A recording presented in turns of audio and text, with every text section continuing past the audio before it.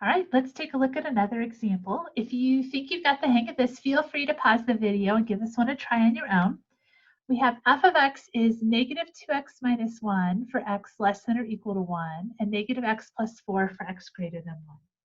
So I'm going to put my number line down at the bottom, and then my fence line is where I switch functions, which happens at x equals 1. So I'm going to put that on here.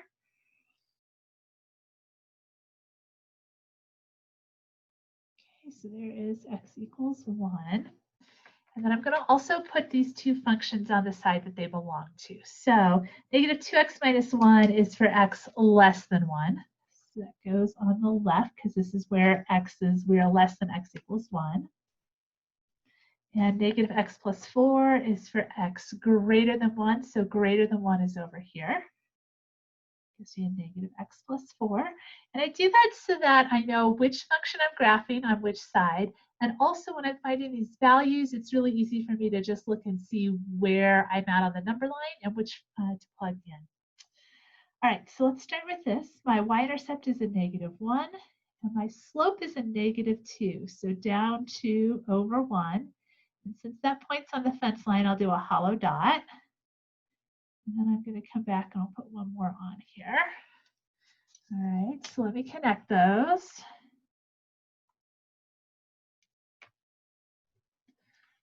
Something along those lines.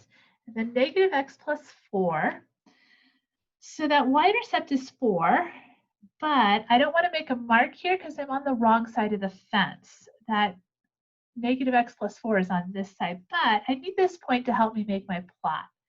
So my slope is negative 1, so I go down 1 over 1, and that puts me on the fence line. So I'll put a hollow dot there.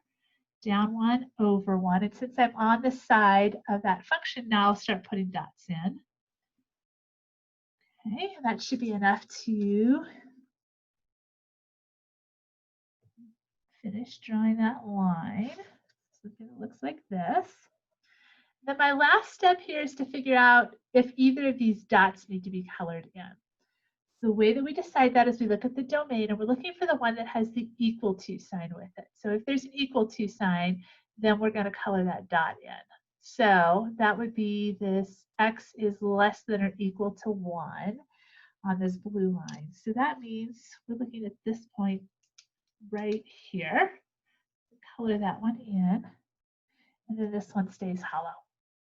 All right, so there's our graph, our domain. So for domain, I'm going to start on the left-hand side. I see that arrow, meaning my function goes on and on forever.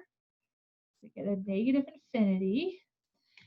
So I'm in the blue function, switch from blue to green, green, green, green, and then that keeps going. So I got negative infinity to positive infinity.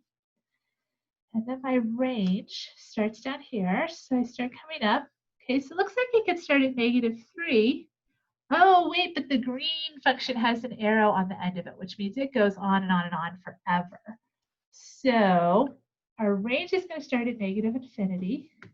And then let's see where it goes. All right, so I hit the hollow dot, but I still have the blue function, and the blue function keeps going. So both the domain and the range are negative infinity to positive infinity, or you could say all real numbers. F of negative 1. So x equals negative 1 is on this side. So I'll plug negative 1 into this function. I have negative 2 times a negative 1 minus 1. So that's 2 minus 1. That equals 1. And that matches what we're seeing on our graph, so that's a good sign. F of 3, x equals 3 is over on the green side. So I'm going to replace that x with a 3. So get negative 3 plus 4, and that is equal to 1. And that seems to match up with our graph. And then last but not least is f of 1. So I'm looking at x equals 1. And so I need the function that has equal sign with it, as long as there is one. And there is. That's this first one. So I'm going to plug x equals 1 into this first equation. So I have negative 2 times 1 minus 1. So this is negative 2 minus 1 gives me a negative 3. All right, so there is another example for you.